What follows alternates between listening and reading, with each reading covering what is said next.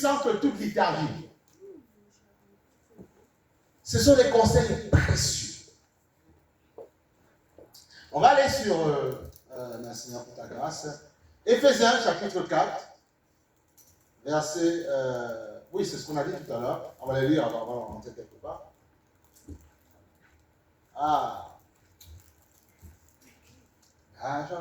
Tu es le même. Éphésiens chapitre 4, verset 14. C'est important, gardez ces conseils précieux. Quel que soit ce que Dieu fait dans votre vie, rendez témoignage parce qu'il faut témoigner, mais ne prenez pas la gloire, jamais.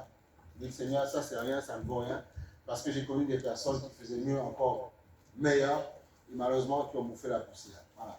Donc c'est ça. Voilà. Et tu es un homme comme moi. Okay? Donc il ne faut jamais, prenez jamais la gloire de Dieu, jamais, jamais, jamais, mais appréciez ce que Dieu fait dans votre vie et appréciez les dons et les talents qui sont dans les autres. Il y en a qui aiment rire, il y a des gens parfois qui ont de la joie naturelle. On apprécie ces talents-là, ça fait du bien dans le corps. Mais à chaque fois, tu dois bénir Dieu pour ce talent qu'il a mis en toi. Okay? Tu as une capacité de parler, d'enseigner, d'exhorter. Donne gloire au Seigneur. Pas à toi. Jamais. Et tu verras qu'il va onctionner ces choses. Justement, quand on prend la gloire pour soi, eh bien, on dit au Seigneur, je ne veux plus être arrosé. Et après, quand les soucis arrivent, on se met à pleurer. Éphésiens chapitre 4, verset 14. Il dit ceci. On va même aller sur le verset 13 pour mettre dans le contexte, c'est important. Il dit ceci. Jusqu'à ce que nous soyons tous parvenus à l'unité de la foi et de la connaissance du Fils de Dieu. Parvenus, ça veut dire qu'il y a un temps quand même. C'est un process, c'est un procédé. On ne peut pas du jour au lendemain connaître que Dieu, c'est pas vrai. On apprend à le connaître. Voilà. Mais il y a des rudiments de sanctification qui nous demandent de ne pas de sortir de là. Voilà. À l'état d'homme fait et à la mesure de la stature parfaite de Christ. C'est comme quelqu'un qui va déconner, qui va tromper, qui va vivre dans l'adultère, fornication, ces choses-là. Il va dire non, mais je ne connais pas encore Dieu. Non, il y a des choses dans lesquelles on sait que ce n'est pas bon de le faire. Même dans le monde, les gens savent que ce n'est pas bon d'aller prendre la femme d'autrui, le mari d'autrui. On le sait. Voilà. C'est tout. Même les gens savent qu'au bout d'un moment, il faut honorer la fille d'autrui que tu as pris. Voilà, ça s'arrête là. Amen. C'est comme ça. Amen ou pas amen? Amen. Voilà, gloire au Seigneur, il faut en être conscient, c'est important. Il faut en être conscient. Ah oui, merci. Voilà. Il dit, jusqu'à ce que nous parvenions à l'unité de la foi et de la connaissance du Fils de Dieu. À l'état d'homme fait, à la mesure de la stature parfaite de Christ. Tu vois, donc c'est un process. Dans le verset 14, il dit ceci. Afin que nous ne soyons plus des enfants flottants, tu vois, emportés à tout vent de doctrine. Voilà, c'est ça. Par la tromperie des hommes, par leur ruse, par leurs moyens de séduction. Alléluia. Mais que professant la vérité, la charité, nous croissions, tu vois, la vérité, la charité, la vérité et l'amour. Donc la vérité et l'amour, c'est important. Nous croissions à tous égards, dans la provision, dans l'argent, même s'il ne faut pas aimer ça, dans l'amour, dans la paix, tout ça. Dieu veut que tu croisses. Amen. Donc, et beaucoup pensent que marcher avec Dieu, ça veut dire ne rien avoir. C'est faux. Dieu veut te bénir pour que tu bénisses d'autres personnes. Mais il veut que tu grandisses. Amen. Alléluia. À tous égards, en celui qui est le chef de Christ. Voilà. On va prendre un autre passage aussi, avant de rentrer dans autre chose.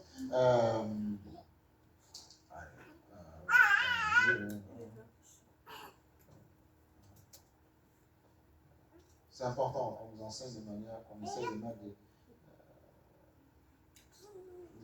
des fondamentaux, c'est important. On va aller sur 1 Timothée, chapitre 6, verset 9. Et c'est là où souvent, beaucoup de personnes, comme ils ont bâti leur foi uniquement dans un verset, et ils se trompent. Et c'est pour ça que parfois il y a des chrétiens qui sont frustrés des fois. Eh oui. Oui. Il dit, mais ceux qui veulent s'enrichir, tu vois, tombent dans la tentation, tu vois. Mais on a la prière qui délivre-nous du mal, ne nous soumet pas à la tentation. C'est-à-dire que si, voilà, je lis tout avant d'expliquer, tu vois. Il dit, s'enrichir tombe dans la tentation, dans le piège et dans beaucoup de désirs insensés et pernicieux qui plongent les hommes dans la ruine de la perdition. Okay? Car l'amour de l'argent est une racine de tous les maux. Et quelqu'un en étant possédés, se sont égarés loin de la foi et se sont jetés eux-mêmes dans bien des tourments. Alors il y a les spécialistes, quand ils prennent ce passage-là, ils te plombent. Ils disent voilà, il faut rien faire. On dit ok, il n'y a pas de problème. Ok, d'accord. Maintenant nous sommes dans le local. Comment on fait pour payer? Voilà. Puisqu'il ne faut pas avoir rien. Comment on fait? Voilà. Mais puisque alors, je vais prier, prie pour que les dollars, les euros tombent. Oh, mais tu vois, il faut réfléchir des fois. Et le même Dieu dit, il dit que tu prospères à tous égards comme prospère l'état de ton âme. Ça veut juste dire que Dieu ne t'interdit pas que tu ne possèdes pas, mais il veut que tu te possèdes d'abord lui avant pour pouvoir être protégé de toute tentation et afin que même si tu as un billet de banque, même une liasse, que tu le vois comme du papier et que ça n'ait aucun effet dans ton cœur. C'est tout. Amen. Amen, c'est clair pour tout le monde, c'est ça. L'évangile, c'est ça. Il faut l'équilibre. Amen. Dis-moi équilibre. Amen. Il faut l'équilibre. Comprends ça. Parce qu'il y en a, ils sont frustrés. Et puis en cachette même, ils font des choses.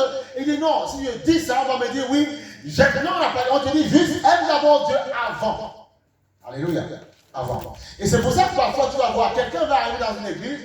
Dieu l'a peut-être beaucoup béni financièrement. Et peut-être que c'est une bénédiction pour l'église. Alors on va le pointer le doigt en disant, tu n'iras pas au paradis parce que tu es riche. Mais non, c'est une question de cœur. Ben oui.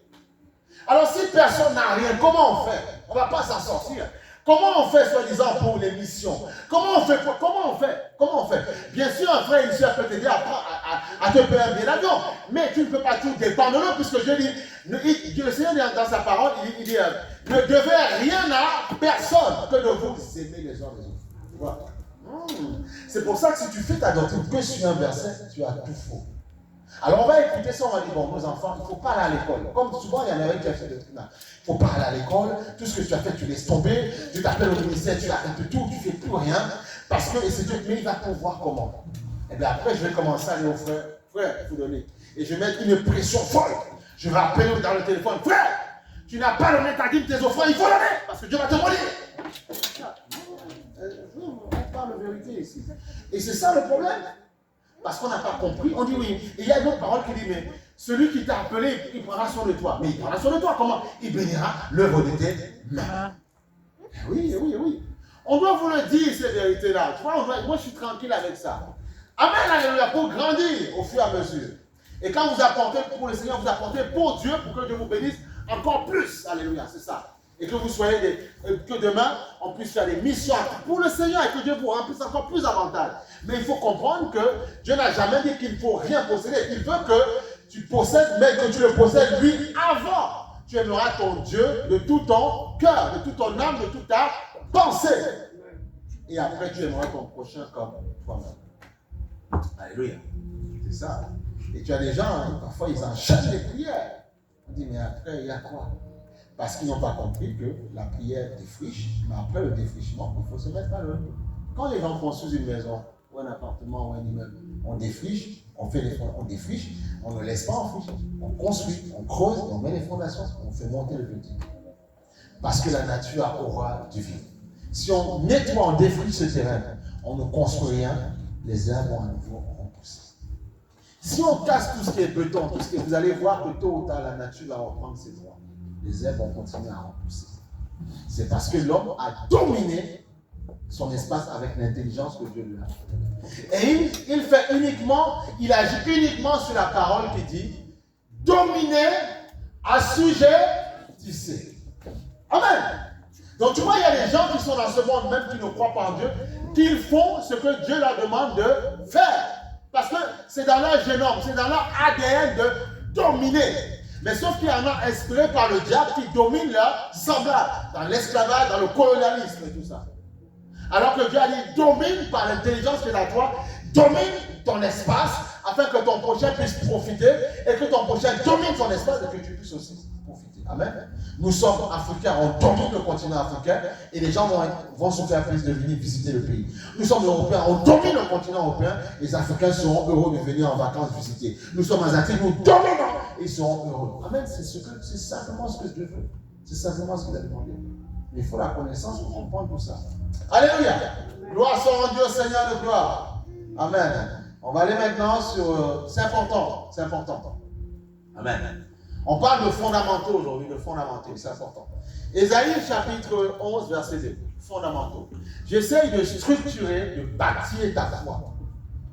Parce que parfois nous prions le 31 décembre, c'est beaucoup dans pas mal de lieux, on dit Seigneur, on commence à déclarer, nous serons puissants, on va être bénis, je marcherai dans la grâce de Dieu, j'aurai mon passeport, mon visa, tout ça c'est bien, c'est bien. Et on se calme, on crie, d'autres se roulent par terre, d'autres crachent dans des seaux, tout ça c'est bien. Ça va tellement un peu, parfois d'autres font du kung fu sur les gens pour prier, voilà. D'autres font manger de l'herbe aux gens, voilà, on dit que c'est la prière. Donc, parce que comme on n'a plus le cœur attaché à Dieu, du coup on se laisse aller à tout et n'importe quoi. On va te faire brouter de l'herbe à l'extérieur. On dit que c'est l'herbe de Dieu pour que tu sois béni. Alors que tu vas manger une herbe qui n'est pas bonne et tu vas te créer des problèmes. Et tu vas mourir après, on va dire c'est la sorcellerie. Non, c'est juste parce que tu n'as pas compris ce que Dieu dit. Tu n'as pas d'hygiène de vie. Tu vas mourir de saleté et on va dire c'est le diable. Non, c'est à cause de ton hygiène de vie ou ton hygiène alimentaire. Ce n'est pas le diable. Le diable a été vaincu. Il a une capacité de nuisance si tu le lui permets. Mais parfois il dit, mais Seigneur, je suis fatigué. Tes enfants, je ne les embête pas, mais ils me cherchent, ils me taquinent. Mais si tu taquines trop quelqu'un, au bout d'un moment, il va souffler sur toi. Il dit, laisse-moi, je t'ai rien demandé. Et à chaque fois que tu le taquines, au bout d'un moment, il va réagir. Le diable, il est tranquille dans son coin, il a déjà été vaincu. Mais toi, tu passes ton temps à dire, diable, et tu me dis, ok, d'accord, il m'appelle, je viens. C'est tout. Ah ouais. Amen. Moi, je suis devenu incrédule à ces choses-là. Je sais que c'est une réalité, c'est vrai. Mais les machins, les témoins, je suis devenu incrédule. Je m'en moque totalement. Incrédule à ça. Ils doivent avoir peur de moi. Ça existe. Mais je suis devenu incrédule à ça. Donc arrêtez de me faire croire que moi, les machins sont plus forts. Je dis non, c'est pas plus fort. Les maris de nuit, on s'en moque totalement. Parce que mon Dieu est au-dessus d'eux. La Bible dit, Satan sait que Dieu est et il tremble. Il doit trembler aussi. Alors quand tes frères et sœurs sont aux Antilles en Afrique, ils te parlent de Kembois, tout ça, quand ils commencent à avoir peur, ne te mets pas, ne t'associe pas à eux pour donner. Mais les gens ne comprennent pas, je ne comprends pas. Parfois ils en parlent. Et tout le monde il dit, ah ouais, il faut un costaud, ouais, tu vois, et du coup, qu'est-ce que vous êtes en train de faire? Un qui ne croit pas et toi qui crois, vous êtes en train de donner la puissance à un être et c'est comme ça qu'il va vous démembrer, vous massacrer. Et c'est là où parfois les chrétiens meurent sous le coup de la sorcellerie de Dieu. Parce qu'ils ont donné la gloire à la bête.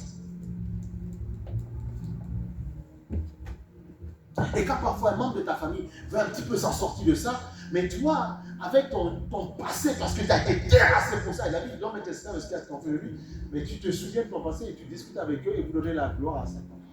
Donnez la gloire à Dieu. Toi, tu dois être convaincu qu'une petite prière est capable de le faire fuir au nom de Jésus. Tu dois être convaincu de ça. Et donner un autre langage à d'autres personnes. Le médium n'est pas plus fort que Dieu. Chaque peuple a une façon d'adorer la bête. Ils ne sont pas plus puissants que Dieu. Vous devez comprendre la puissance qu'a l'Église. Comprenez ça, qu'en 2025, on fonctionne autrement. Ésaïe chapitre 11, verset 2, il dit ceci. L'Esprit de l'Éternel reposera sur lui. Tu vois? L'Esprit de l'Éternel. Alléluia. L'Esprit de l'Éternel. Même le vaudou, tout ça, le vaudou ne peut rien faire contre toi, ne peut rien. Amen ou pas amen? Alléluia, ne peut rien contre toi. Rien. Au contraire, tu dois avoir compassion d'eux et leur parler de l'amour de Dieu.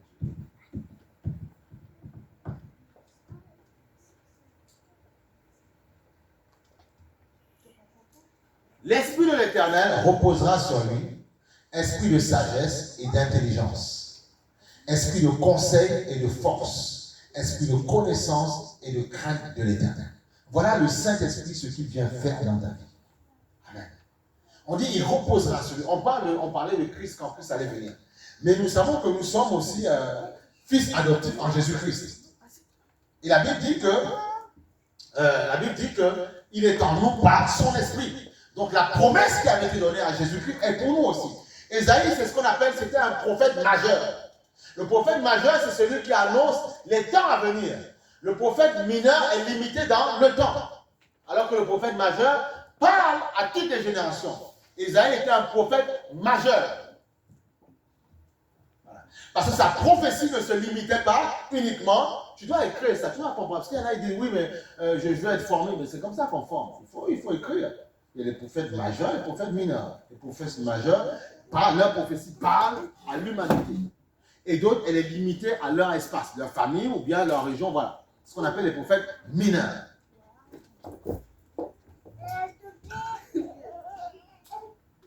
Donc l'Esprit de l'Éternel reposera sur nous. Esprit de sagesse, esprit d'intelligence, esprit de conseil, esprit de force, esprit de connaissance, esprit de crainte de l'Éternel. Il le met en dernier. Tout ça doit être supporté par la crainte de l'Éternel. C'est pour ça qu'il le met en dernière position. Oui.